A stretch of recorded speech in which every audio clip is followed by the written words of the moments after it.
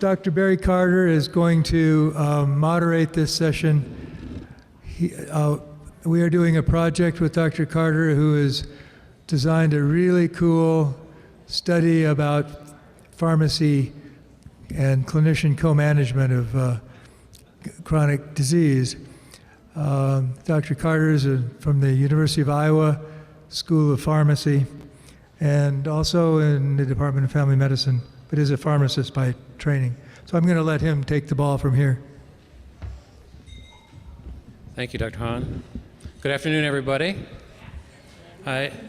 Perhaps I'm the only Hawkeye here in the audience, or on the program certainly, but I did wear my Wren and my Badger colors today, so just for everybody here. It's my privilege to moderate this session, and I'd like to introduce the panelists that will be speaking today. Chuck and Joan Dorgan are going to be our patient panelists, and Bradley Lipkowski is going to be our clinician representative, and I'll be covering the research opportunities. But first, a few introductory comments about hypertension and cardiovascular disease, just to get us all on the same page. Blood pressure is, as you see on this slide, the force exerted in the blood vessel walls, and it depends on two main forces. One is the cardiac output, or the force of the heart's contraction. That force of that heart contraction causes the big number, the higher number, the systolic blood pressure during the force of contraction, and is also determined by the resistance in the blood vessels, how wide or narrow the pipe is, in other words. The lower number of the blood pressure, the diastolic blood pressure, is the pressure that occurs when the heart is filling. We define hypertension, and we have for a very long time, as that systolic blood pressure, that upper number of greater than or equal to 140, and the diastolic blood pressure, or the lower number, greater than or equal to 90. Now, in the past, we've used terms like pre-hypertension and things like that, meaning that these folks clearly are at increased risk. We know that risk increases from about systolic blood pressure of about 115. And you see here some definitions of pre-hypertension. Of course, high blood pressure is a chronic condition, and some people will have termed it mild, moderate, or severe. And there are various cut points and blood pressure cut points that we use for that. But clearly, the condition, we tend to not like to use the term mild because that tends to send the message sometimes it's not a big deal. So I personally don't particularly care to use the term mild.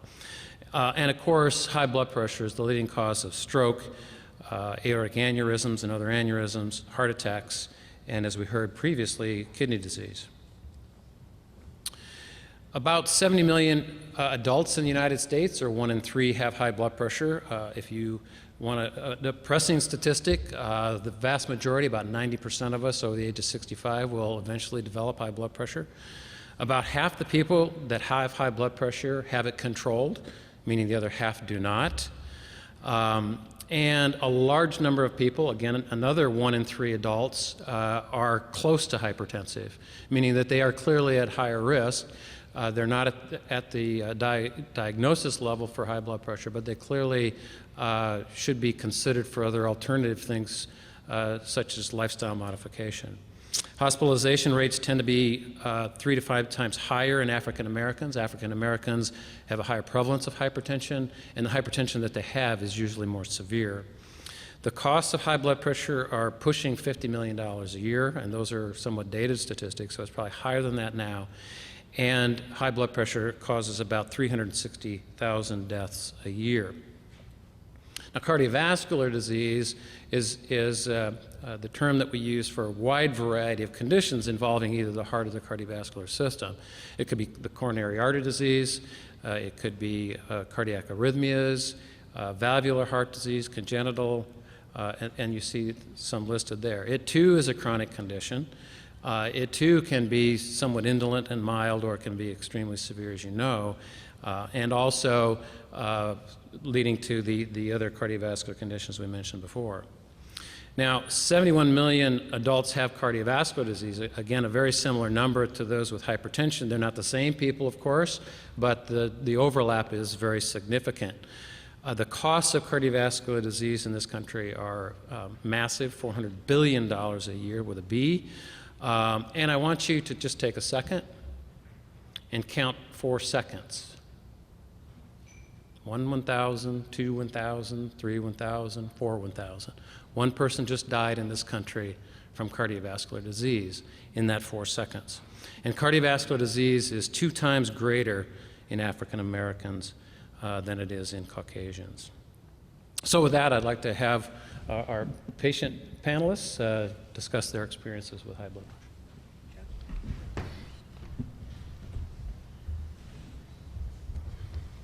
Hello, I got selected to give the presentation. I'm Chuck Dorgan and my wife Joan, and we had a discussion on the phone with Regina, and she says, just tell us what you just told me. So we put it down in a slide set. And this is not a medical presentation. This is a flowery presentation. That's the reason there's flowers along here. This is the indication of our extended family and on a trip down the river in Paris. Just a little bit about our background. In 1970, I lost sight in my left eye, and it was uncertain what the problem was. At the time, I was in the Air Force. After about 2 years and a number of other things, I lost basically control of my legs for about 6 weeks. I was in a hospital at Wright-Patterson Air Force Base, and they determined I had MS at that time, or they was pretty sure. A couple years later, it was positive. About this time, Joan started having lots of problems with elevated blood pressure. She claimed it because I got MS. You gave it to me. Which is probably true, I'm not sure. Pretty stressful living with me those first couple years. Somewhere around 73, she started to get treatment and has it pretty well under control, lost some weight, and is on medication. I'll talk about that a little bit later. In 2012, I started to have occasionally high blood pressure, and I was having some problems, and Joan decided to call the Verona Clinic and tell them, ask for an appointment to see the physician. That's all we wanted was an appointment, and in 5 minutes we had the police, the firemen, and the EMS there. So she described my symptoms, and the nurse decided that I needed to go directly to the hospital, not to the clinic. On his birthday. And by the time the EMS got there, I was feeling well, and I said, you don't need to take me, I'm okay. They took me anyway. Talk about that a little bit later. We have 3 children, 2 in Wisconsin and 1 in California. And this is a picture last Labor Day of the 2 sets of grandparents that we have in the other set that's in California. And they're originally from Lebanon and then Nice, now live in California with our children. So we're a fairly close family. I'm retired, but I continue to do engineering consulting. I was forced to retire 3 years ago at age 76. Not happy.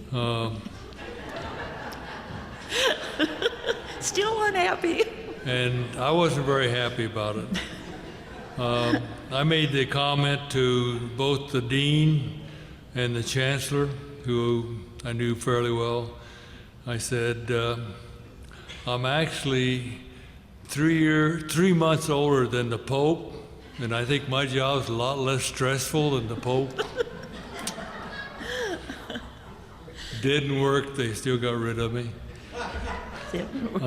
Joan is still very active with the senior center in Verona, St. Andrew's Church and Red Hats and with the family. Over the last 40 years, we've traveled throughout the United States, and I've done lectures and continuing education programs in 12 countries. Throughout the world, right? Everywhere. And by doing all this work, I've been convinced that that's what's kept my MS under control. I've tried a couple times over those 40 years to take a 1-week vacation, and I have all kinds of MS flare-ups, so I quit taking vacations. He lets me take vacations, he works. Right. Right? So anyway, we travel places like Beijing in the cold weather, and Dubai. Paris in warm weather. I think there's a lot of things. I've had the same primary physician for 35 years. I put John Beasley's name on here. I didn't know he was Right. going to be here, but And you're supposed to say he's fine looking too.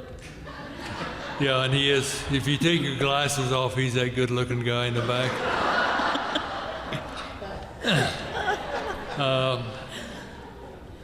So, you know, I think that we've had very rapid response to any problems. In 2003, Joan had cancer, and she got to a urologist within a couple days after signs of bleeding, had surgery in 2 months, and was on one of these experimental things where half the people had one type of surgery and the other half had the other type, and they followed her for 10 years, and after 10 years they decided I had she's the okay. long cut, I didn't have the other one, right? So, very lucky. We've talked about my MS a little bit, which was when Joan started with her high blood pressure. In '72, they put her on Vasitec, and that didn't quite do everything. They put her on Valium to take care of the stress of having hypertension. Currently, she's on 3 medications I've listed there. For many years, she exercised very rigorously, and then she had a knee injury. But she does go to the Verona Clinic 3 times a week. And I'm not sure her blood pressure is a little bit too low, but you have to talk to Dr. Beasley about that. He thinks I'm too low, but John doesn't think I'm too low. Her blood pressure at home is, sort of 65, 110. Mine at home is higher. When I go to the doctor, it's lower. When she goes to the I'm doctor, reverse. hers is higher. I'm higher. So Yeah. I relax around the doctors, and she gets nervous. For many years, my blood pressure was almost always 80 over 120, and I thought that was normal. Probably had that for many years. About 7 years ago, started to get high occasionally, but mainly at home, no medication. And that's when I ended up with this about going into the hospital. By the time I got to the hospital, they decided it was not my heart, it was my gallbladder. But they checked that out and nothing happened, so then they did an angiogram and found out that I had serious blockage. Right. Scheduled me for a triple bypass, but they had a golf game that day, so I only got 2. Right. But you had the doctor work, you want 10% that have trouble with this. Yep. You had the leg doctor on one side of you and the heart doctor on the other side. Yep. Yep. That's a long story. Don't have time for that. Okay, Only we got won't 2 do minutes that. left. So anyway, we worry about medication. I'm on lots of medications. I take some that are by a neurologist, some by my eye doctor. 2 of those are not approved by FDA, but they seem to help me because I had started losing the sight of my right eye. I do take Extavia, I've been on like sort of beta-cerlon. And once a year, the pharmacy at Xtavia goes over all my prescriptions with me, which I think is very good. And we discuss some that he doesn't sure I should be taking, and we I justify why I'm taking them, and so I keep on them. Joan basically has got a very good relationship with the pharmacist at Walgreens, and we trust them, and she goes over her medications and the supplements that we take, like vitamins and things, with the pharmacist at Walgreens. And they'll look up anything, because about 5 years ago, they came out with some weight loss thing. I'm always going up and down and up and down. And so he got right on the computer and gave me 2 pages of what he found, and he said, no, I think you can take this. It doesn't, coincide with any of your other meds. So I bought it, took it for a while, and then threw the rest away. Wasn't that including all the medical problems that we've had good care and good support, and everything's looking up right now. So my prediction is I'll live to be 110. Yes, and you will. retired 108. a few years ago.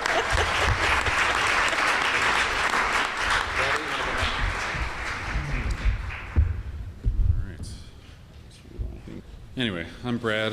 I'm just your average clinician. I practice in the inner city of Milwaukee. Before I got involved in medical work, I had a background in software and hardware development. So that's the perspective I'm coming from. I don't use PowerPoints, so I'd rather you just focus on what I'm trying to say with this. I was recently involved in some studies trying to give a hand with some problems where we're looking at our patients who did very well in terms of diabetes care, other chronic diseases, and what we're finding is that the specific tools, medicines, handout materials aren't as important as the dynamic between the patient and the provider. And when I was thinking about that, I was trying to decide how I wanted to frame this opportunity to talk about the challenges that we as clinicians in my environment find most challenging that would benefit from further research attention. And I think about this interesting worldwide stage that we have set with the automobile industry right now. We are on the cusp of having a major change there. Think about Volkswagen and their diesels that they're putting out that were polluting the environment because there's such a high demand for cars that work right. And on the other end of the spectrum, you have company Tesla, run by Elon Musk, who's an innovative thinker, an entrepreneur, and he's looking at every step of automobile manufacturing and reinventing it. And the big automobile industry has a big problem because of generations of iterative engineering, where they're just building on everyone else's work from before and taking it as granted. So now we have the internal combustion engine that is a ticking time clock ready to be replaced by electronic vehicles. And if you think about that, it matches a lot of the crisis that's going on in primary health care. So we have a nation full of people that are obese, they have high blood pressure, we have big expensive problems, we use 99% of the world's opioid supply, we have issues. And I think that the first thing that we should focus on is primary prevention. We're in primary care. We don't do a very good job of that. Despite some improvements we've seen in different health measures, those are largely happening as a result of better pharmaceutical interventions or surgical interventions.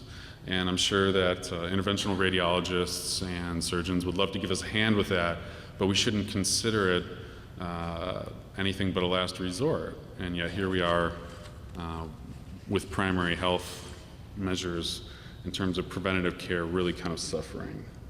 Reinvention doesn't start big, it starts small, and that's why I wanted to talk about that at a PBRN conference. Of course, primary care is difficult to measure, implement, and improve upon because it's a difficult thing to talk about, and we don't like to recognize that we're bad at certain things. There's a wide variety of other research questions I could have talked about, like how to implement exercise changes and difficult antihypertensive titrations and things like that. But there's no Morpheus asking you if you want the red or blue pill there.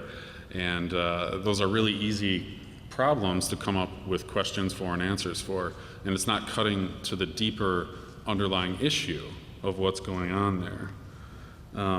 Commonly, it's pointed out that one often cannot see the forest for the trees. In primary care, we often fail to see the people from their A1Cs. Chronic disease is an expensive mess to fix, and we're spending a lot of money on MOPS. It would probably be better to focus a little bit more on prevention in that respect. If we don't understand how to better help people elicit a beneficial response, then we aren't really fulfilling our purpose. I think that there's a disconnect between the current medical model and the social world that we live in. We're talking about solutions, but a lot of the solutions we're talking about are just incremental steps or patches for what's really an outdated system. Another difficult topic, specifically when you're talking about heart disease and obesity, is the role of sedentary lifestyle and the inextricable link with metabolic syndrome. So you have underlying societal habits that result in more than 3/4 of adults having one of these expensive and debilitating chronic illnesses. Healthcare information is delivered to people from Wikipedia, talk shows, people selling products, direct-to-consumer marketing, agricultural businesses standing to make a profit, and no one's really at the wheel in counteracting any of this from a primary perspective. We're dealing with the problems ex post facto, but there's no real initiative to try and counteract some of those influences that are, frankly, apparently more powerful than we are. So our interventions, by design, coming in at the wrong stage of the process. After all, our interventions and our models were all designed at a time when these problems didn't exist. But they do exist now, but we're still operating out of that old system where people show up at the doctor's office and they make their appointment. You get 20 minutes to solve a whole variety of problems. There's also the difficult subject of talking about that issue. So if you bring up a matter of obesity, you're probably thinking in your head about a lot of tiptoeing maneuvers. And if you do it wrong, you're going to risk shattering the relationship that you are developing between the practitioner and the patient. And if you break that therapeutic bond, you may as well just give up there because it's going to be pretty well broken. Talking about waistlines is oftentimes more personal and sensitive than hemorrhoids or erectile dysfunction, unless the discussion starts with a patient requesting a magic weight loss pill. The next subject may as well be a unicorn, but it's the concept of the internal locus of control. So how do we reliably, more than pure chance, trigger a patient to make the change from being in a pre-contemplative or contemplative state to actualization, actually making that change? So if you think about the asthma interventions, we may have the patient very well educated, we may have a very good plan in place, yet just like smoking, unless it's in here for them to change, they're not going to do it.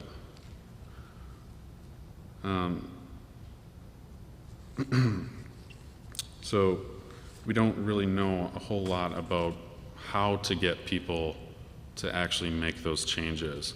Another subject is training methods. So when you think about training methods or self-improvement, you're probably thinking of like magic crystals, pan flute music, Yanni cassettes, and like late night infomercials. But what you should be thinking about are primary care providers, because they should be the people that can get you there.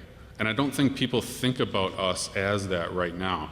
All of the sort of focus on training people and getting them to change habits, you might think of like sports teams, militarization, special forces, things like that, but there isn't a whole lot of focus on how to reliably and reproducibly get people to implement difficult lifestyle changes that require work on their part and oftentimes deformation of habits that they may have formed in the past that are very detrimental to their health and also very expensive, from a financial standpoint for the overall country.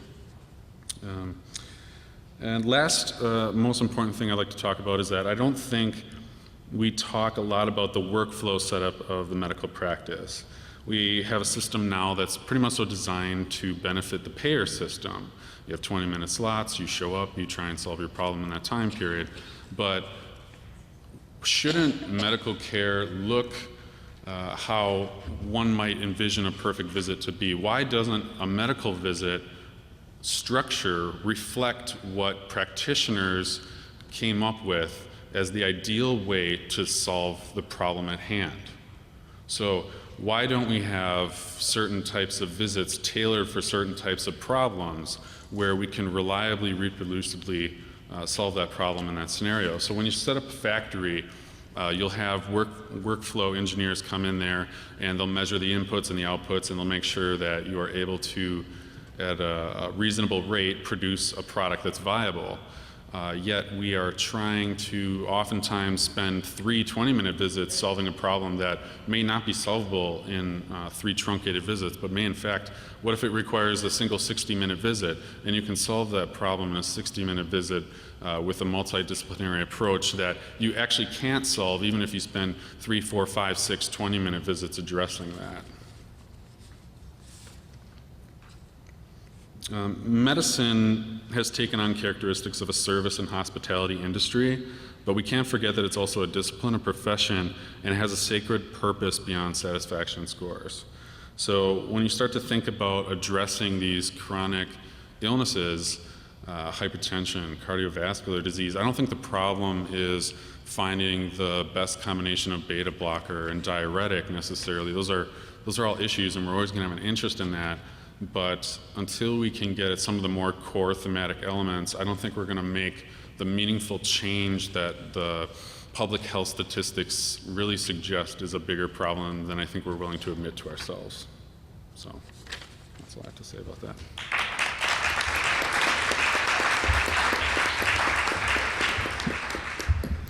Okay, I will be discussing research opportunities, and while I currently am a researcher, I did spend the first half of my career as a clinician, clinical pharmacist in family practice offices in several different universities. So I do have that background that grounds this. So let me go back to that statistic I gave earlier. Only about half of the people in this country with high blood pressure have achieved their goal blood pressure. And why is that?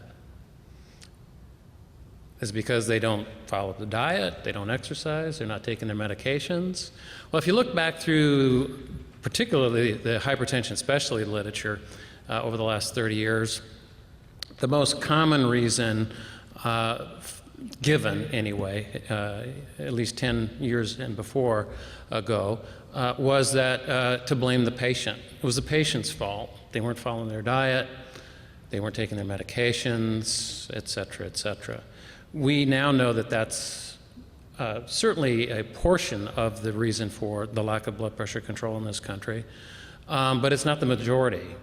The majority reason for the lack of blood pressure control is misalignments of our healthcare system, healthcare delivery, and optimization of therapy.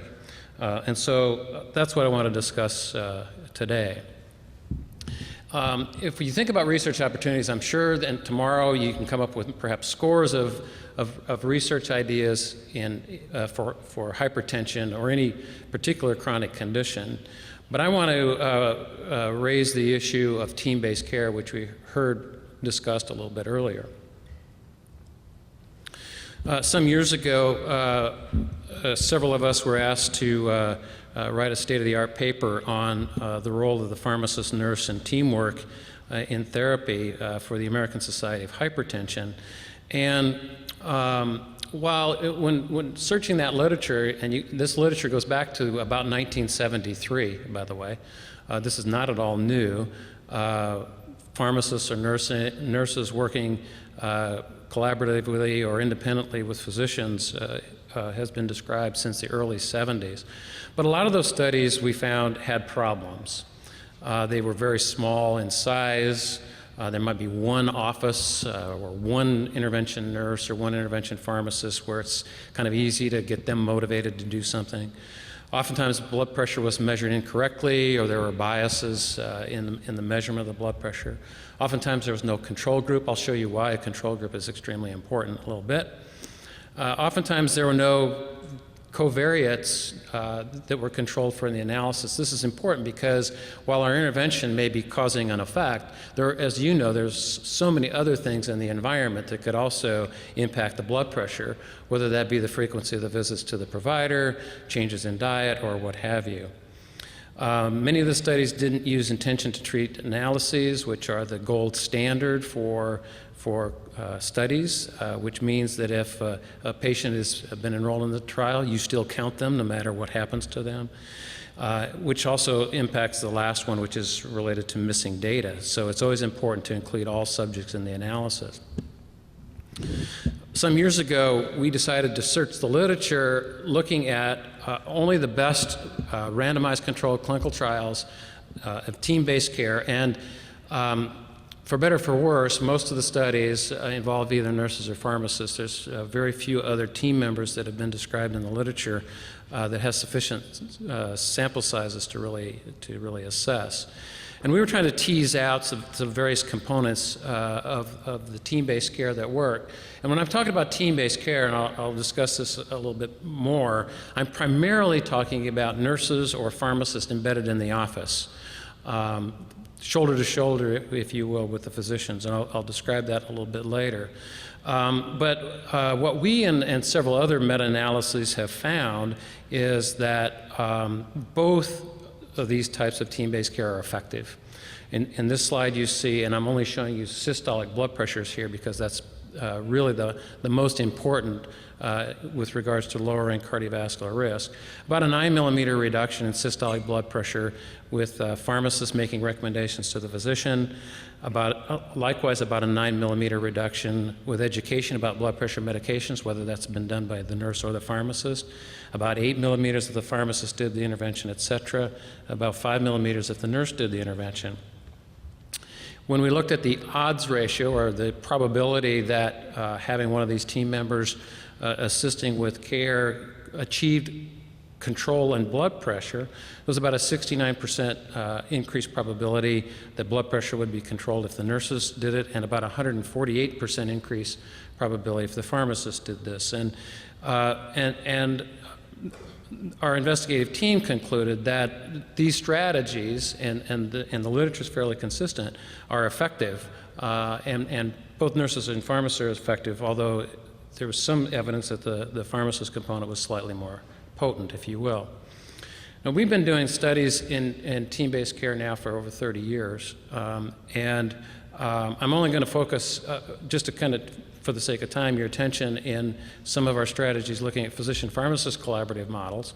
Dr. Hahn mentioned a study we're doing now, but actually a study prior to this that we did in the National Interdisciplinary Primary Care Practice-Based Research Network, which I direct, was the CAPTION trial, which you see here.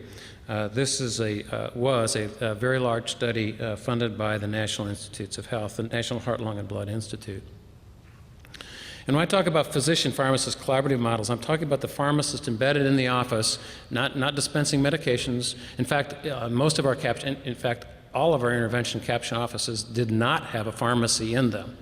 So these pharmacists are in the office primarily to assist with patient management as well as physician education. Most of the offices that I'll show you were family practice residency training programs, with a few exceptions like the internal medicine clinic at the University of North Carolina in Chapel Hill, but most of them were family medicine residency training offices. So these pharmacists are embedded in the office and not dispensing medication. I should go back and indicate what they did. All of the subjects that I'm going to describe here had uncontrolled blood pressure at the start of the trial. So the pharmacist then met with the patients, identified what the issues were. Was it an adherence problem? Were they taking their medications correctly or not? Or was it a problem that the medications weren't intensified enough or not used in perhaps the best combination together to achieve blood pressure control?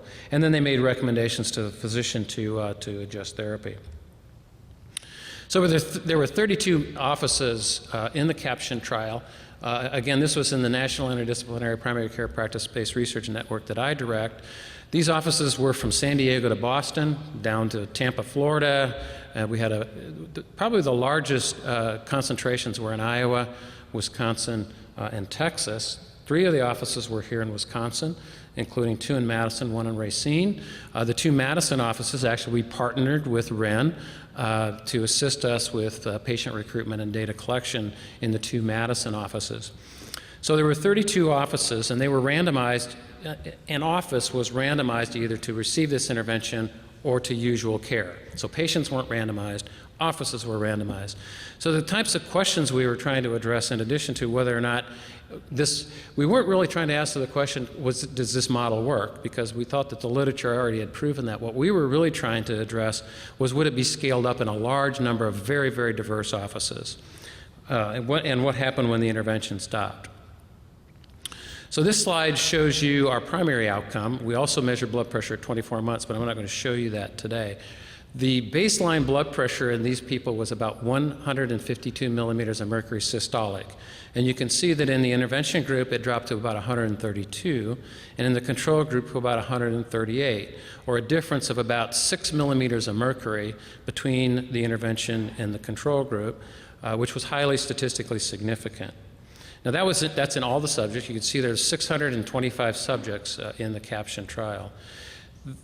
About 50% of our subjects were minorities. Of the minorities, 2/3 were African American and about 1/3 were Hispanic. And you can see while the end blood pressure at 9 months was a couple millimeters higher in the minority populations, we had the exact same effect in minorities, about 6 millimeters of mercury improvement in the intervention group, which really had not been studied before, whether or not this type of an intervention was as effective in minority populations as African American, as in Caucasians. What I will say is many of these subjects, whether they were Caucasian or not, were relatively disadvantaged socioeconomically. About 50% of the subjects had a household income of about $25,000 a year or less, and a very large percentage of them are on Medicaid or self-pay.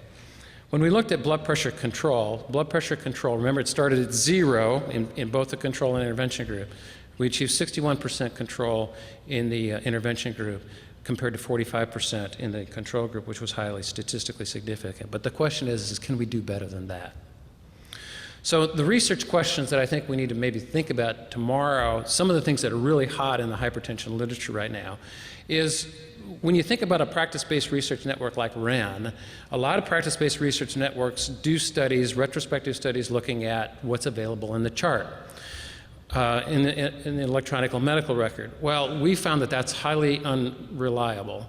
When our subjects were consented in the caption trial, about 38% of them, the EMR said the blood pressure was not controlled, but when it was measured properly by a research nurse, it was controlled. So I think we have to address, is the EMR the best strategy for blood pressure measurements and the timing of them? A real hot topic right now is home blood pressure monitoring, going back to the self-management topic again, versus office measures, which we know are typically not very reliable, versus 24-hour blood pressure monitoring, which is a very important topic. And finally, I think there are a couple of other research opportunities to think about. How do we most efficiently utilize the various members of the team, whether it's the nurse, the pharmacist, or other members of the team, to achieve optimal outcomes? Strategies to overcome socioeconomic, cultural, or demographic barriers. And the assessment of new medication adherence tools like electronic devices or therapeutic drug monitors. Actual blood levels of blood pressure medications are being done now to manage or to assess adherence. So that will take your questions, and I guess we have about 5 minutes for questions. Questions, please.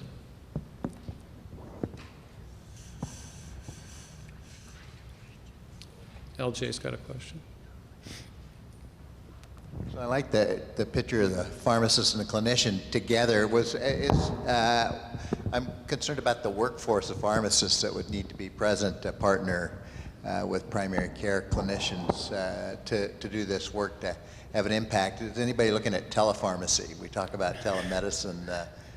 Well, the project that Dr. Hahn mentioned that we're doing, now the follow-up to the caption trial is a study in 20 offices around the country where we have a centralized cardiovascular risk service, where I have 3 centralized pharmacists in my research team assisting 10 intervention primary care offices. Kaiser Permanente in Colorado has used a cardiovascular risk service directed by Pharmacist for many years. And so they manage the entire Denver Boulder region for people with cardiovascular disease, hyperlipidemia, anticoagulation centrally. So yes, it's been done. In fact, one of the co-authors on that paper I showed you, Bev Green, had done a telemonitoring of pharmacists at Group Health in Seattle. So yes, in fact, that is a very hot area for us to research now. Thank you for that question. Questions for our patients or clinician? It would be interesting to know if we got away from the sort of thing where the pharmacist used is controlled essentially by an insurance plan. Somebody had earlier mentioned mail order pharmacies, so that really the dispensing pharmacist was somebody who worked in a sense cheek by jowl with the clinicians and also really knew the patients personally. It'd be an interesting intervention there, but I suspect in this healthcare environment there'd be no way to test that hypothesis. That's a great thought. In fact, some of and now too, the offices in Madison actually have a pharmacy in those, and those pharmacists do then spend some time directly with the physicians in those offices. One is at Wingra, and the other's at Northeast. They're in Madison.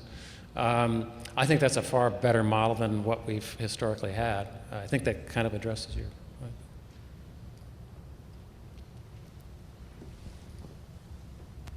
Bradley, you posed some amazing questions, and I can't help but ask you, what would be your ideal research project in order to answer even one of them? I think that my ideal research project would probably be qualitative, and it would focus on that shift between taking a patient from a contemplative state to actually acting upon the desire to change.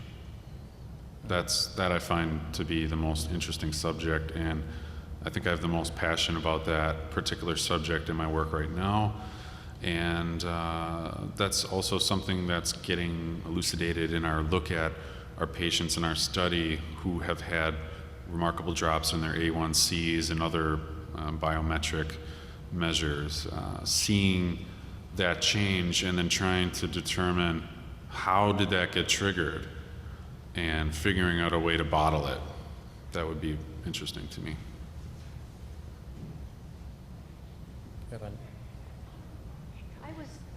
I was curious if there's any particular factors that were identified of the differences between the pharmacist and the nursing part of the blood pressure control, the what and why there was a difference, if people were using protocols or something, or what made the difference, and could it be identified? It's a good question. We don't have enough studies that have really looked at those different components. I can tell you in our research, improving medication adherence only improves blood pressure control in about 25% of the people. It's about 20 or 25% are struggling with taking their medications properly. 75% of the time, we think, it improves blood pressure control because we've intensified therapy or adjusted medications. But to address your specific question about those differences between nurses and pharmacists, we just don't have enough studies to figure that out that really have compared that. It would be a great study. That's the bullet on my slide. But I don't think that NIH would fund a study because it would probably take 3 or 4 study arms, and it would be very expensive to do. But that would be the ideal study to do. Another question or comment. I work in a rural environment, and you did this study with research funded by the NIH. What funding would be available in communities to help the care of patients on a practical basis? Well, obviously our systems are not aligned really well for payment structures at this time, and that's been the biggest hurdle for those. Telepharmacy kinds of opportunities. In addition to the study that we're doing with REN, we're doing a similar intervention in studying 12 private physician offices in Iowa. These are somewhat very small offices in towns that you wouldn't even recognize the names of. we're doing that program remotely for those physicians. That study's enrolled all of our subjects, and it's gone really well, and the feedback we're getting, the physicians really appreciate it. We think the patients really appreciate it. A lot of those places are just too small to be able to afford to hire, a pharmacist. Some are too small to even afford to hire a nurse practitioner or a physician's assistant. So I think we're going to have to think different strategies. I have something to add to that. In the future, from a practical standpoint, perhaps some collaboration between the National Health Service Corps and maybe some clinical pharmacists and some of the academic programs in the state might be able to use that as an opportunity, maybe a rotating clinical site or something of that nature where a budget